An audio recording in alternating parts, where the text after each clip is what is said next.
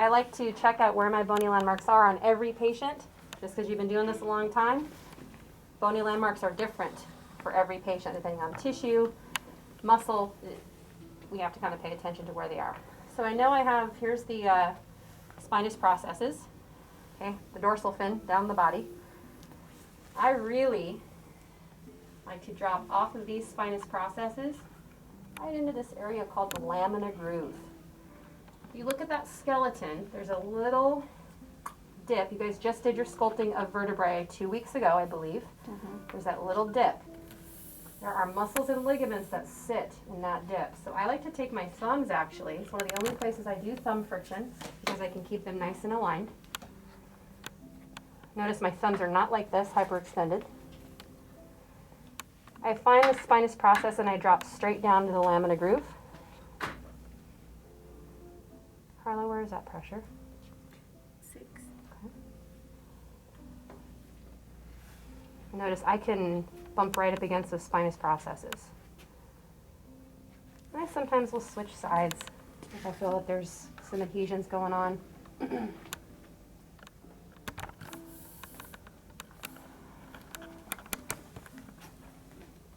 back off here and go back on the other side.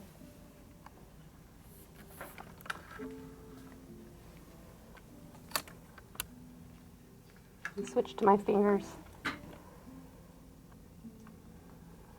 This hand is just kind of trailing along. This can also provide some counter focus. Well, let's say if I'm working on an intense area up here, this is making nice to this nerve ending area down here. Okay.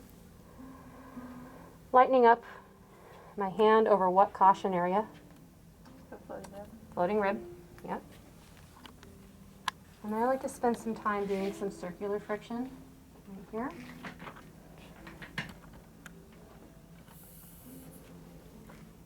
We will be undraping a bit lower when we start to really get into glute work and treatment work, and so I would be able to work all the way on that sacrum here. It is okay to work on the top of the sheet. I like to do a little bit of a traction pull here, push down on that sacrum, and pull.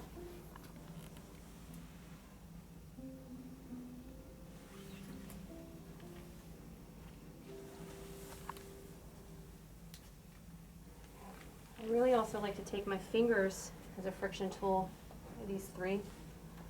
I'm going right around what bone here?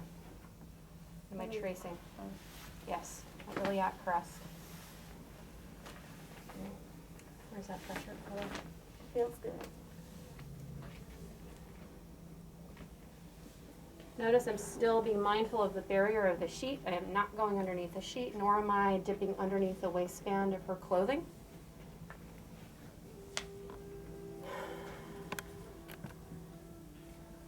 And here's how I transition to the other side.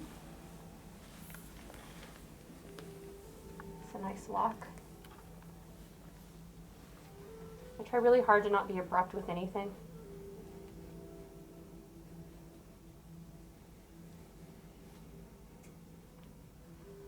And of course I can use the same tools up here on the scapula.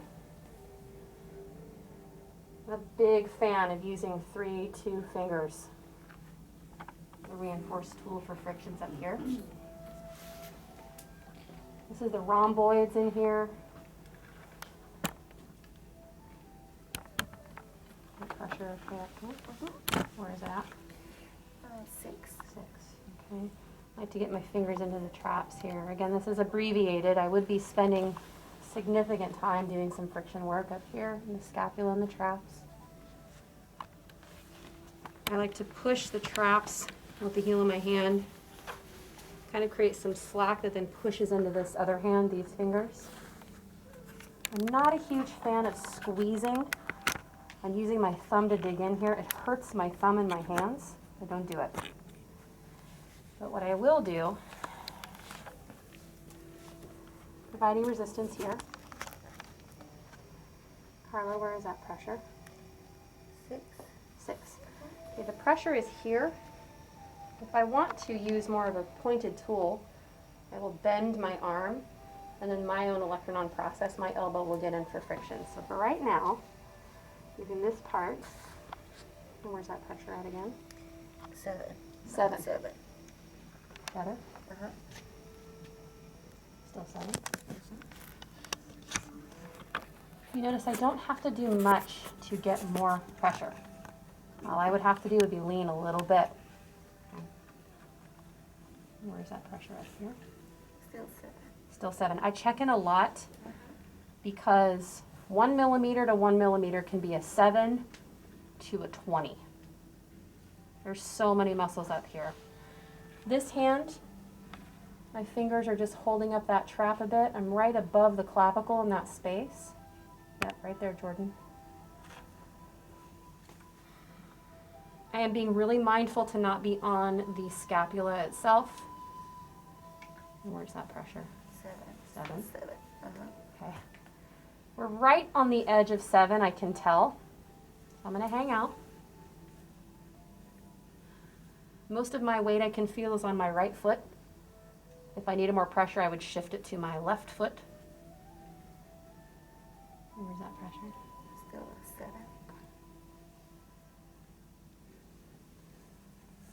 The traps are also rolly. That's why I like that other hand underneath, so I don't fall right off the traps abruptly.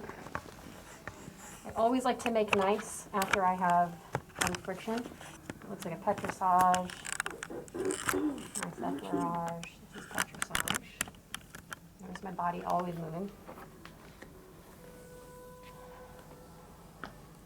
Okay.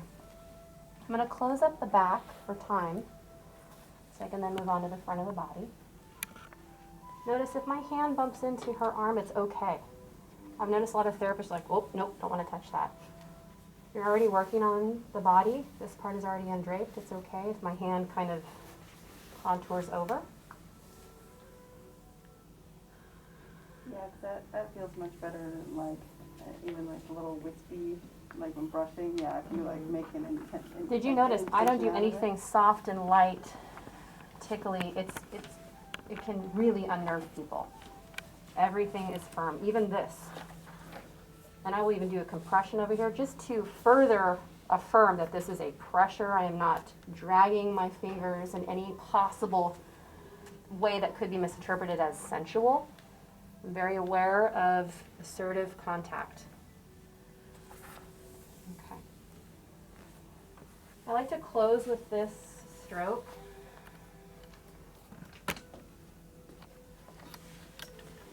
Three passes. I slide up the traps, drop down.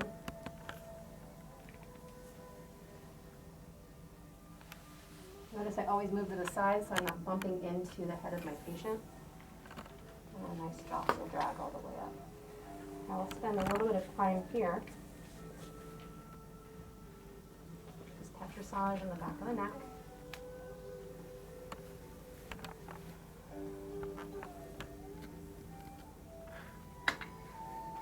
And being careful not to push her head into the face rest. It can be very uncomfortable. Okay. So you notice my nerve strokes are not in the tips of the fingers. They're more of a raking. We'll further engage with the tissue.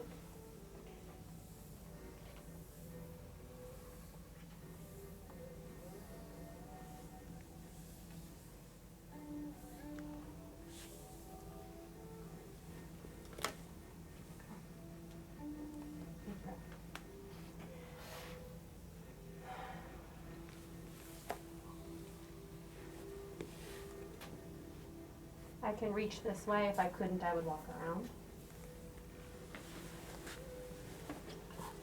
Notice I still don't really even break contact when I'm redraping. Okay,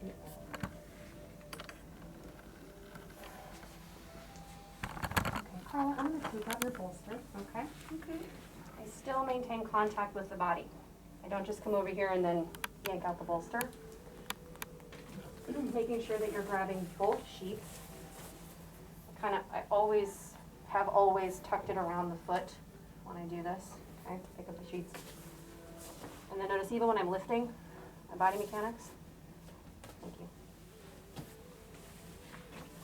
I'm straightening my sheets Before I have my patient turn over, I'm going to have you slide over Kat a little bit.